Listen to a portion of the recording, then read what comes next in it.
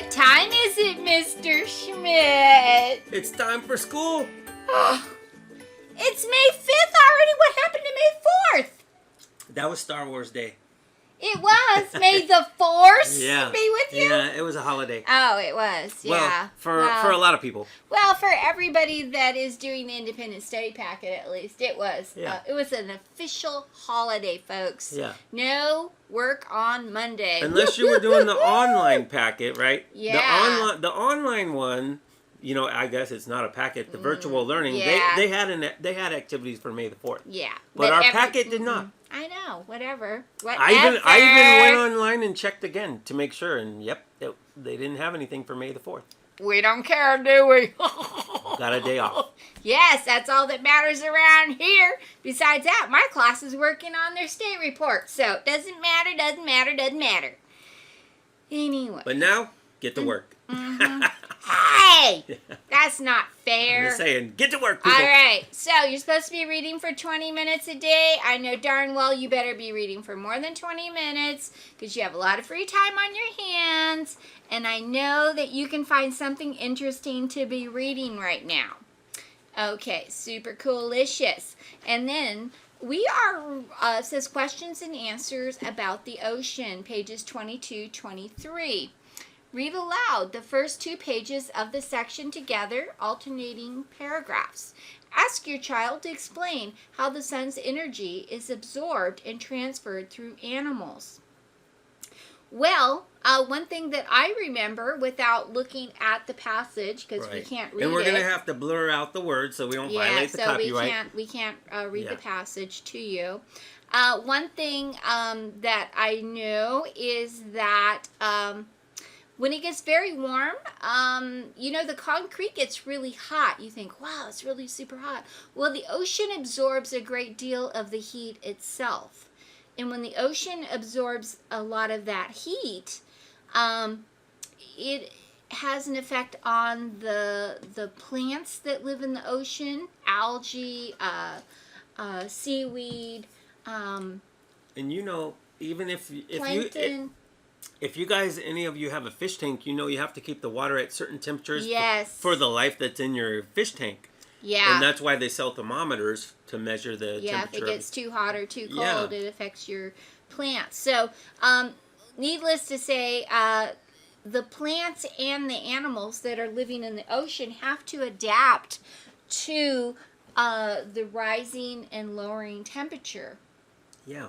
So this one is called Questions and Answers About the Oceans. It says it's a Climate Kids article. I'm not going to read it. But I am going to read the question. It says, question number 1, why is the ocean important? Why do you think the ocean's important? Well, the ocean provides a lot. It provides a lot of life for us. I like watching it. Yeah. Well, okay.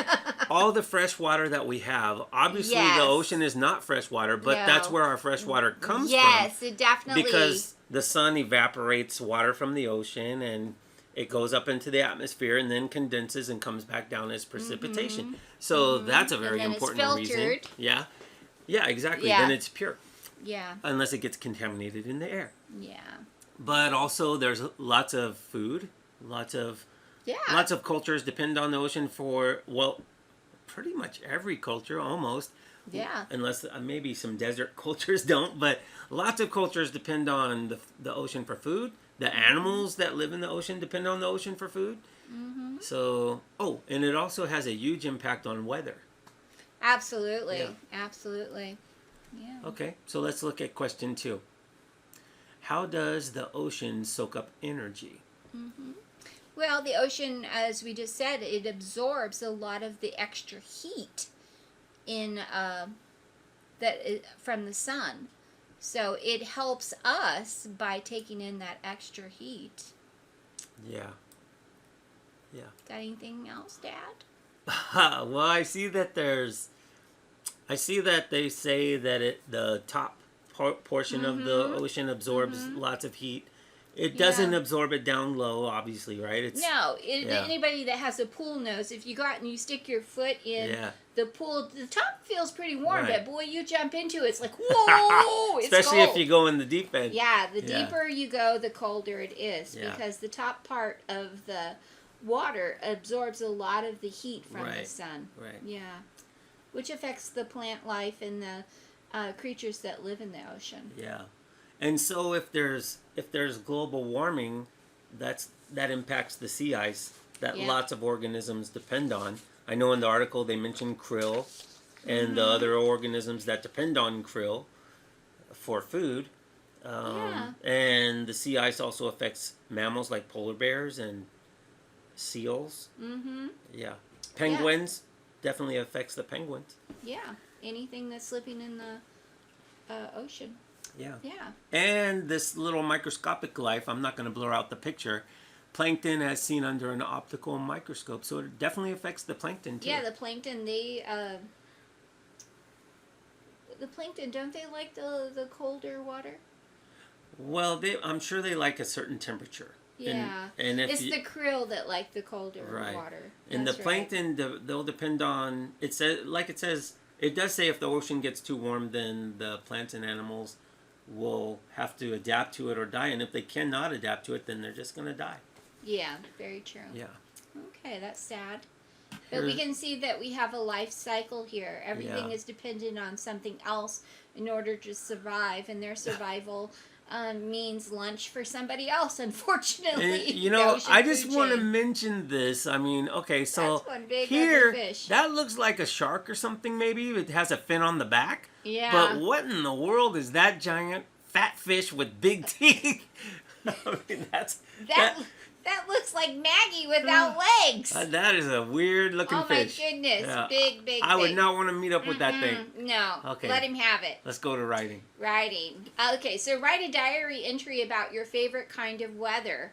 Now, my favorite kind of weather, I know you guys don't know this because I always was complaining about it because you guys weren't paying attention, but my favorite weather of all time was always that heavy rain and the thunder and the lightning.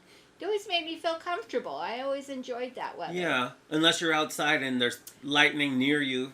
Oh, absolutely. That's uncomfortable. Yeah, I really did not like the idea of walking to my car. I was always afraid to be the tallest thing around, or near a tree or something when there's lightning outside. Yeah. But I like hearing it. Oh, yeah, like being in my house and all cozy and comfy and not needing to go out. But, loved it. Usually my dogs don't like it, though. No, they don't. Yeah. They want to come in the house then. Yeah. So, anyway. Yeah. So, what's your favorite kind of weather, guys? Think about Is it the sun? Do you love being at the beach in the sunny weather? The snow. The snow, going skiing and snowmobiling?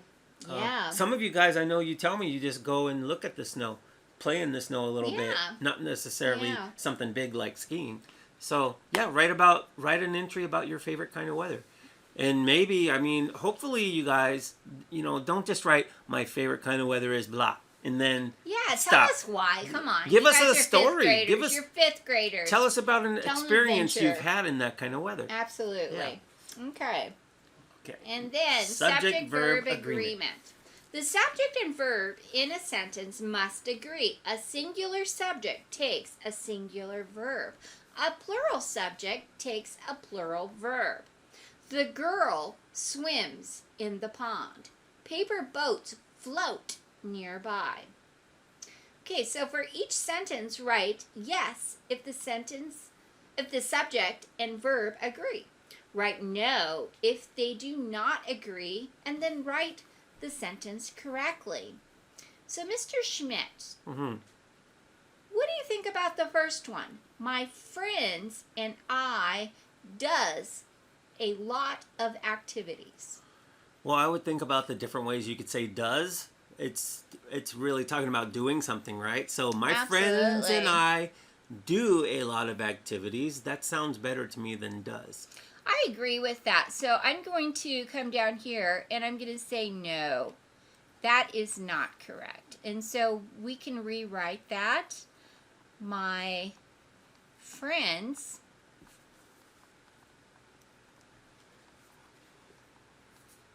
and I, you still capitalize the I, do what happened there? A lot. And this is something that I need to remind people, a and lot are not one word. A lot of activities. And I need to remind people that they need to capitalize the first letter of the sentence and capitalize the I. I have lots of people in my class who forget that all the time. Oh, stop. All right. Thank you. All right. So, what do you think Why about do you the say, next oh, one? stop? At Chavez, they don't forget to capitalize things? Oh, no, but Miss Schmidt does. Okay. Oh, no, I do capitalize, but I forget to put those little dots on those I's. So here we have Daria or Daria, and do you see any other ones of these that should cause trouble for anyone? No, I think that they can do them if they read them. I read through each one of that them. reminds me. I thought it was pretty easy. Yeah. Yeah. Well, I guess it's a benchmark assignment, so we don't want to read through all of it. I'm looking for any tricky words for my guys at home. Yeah, meditation. You guys know about meditation. It's kind of like when we do mindfulness and we just sit and don't think about anything. Yeah, we just kind of let our minds and number rest. 8 has the word meditation, but I don't see anything else that should be difficult for you guys. No. So then we'll be on math. So that's it for today. So we'll see you guys in a few minutes. All right. Talk to you later. Bye, guys.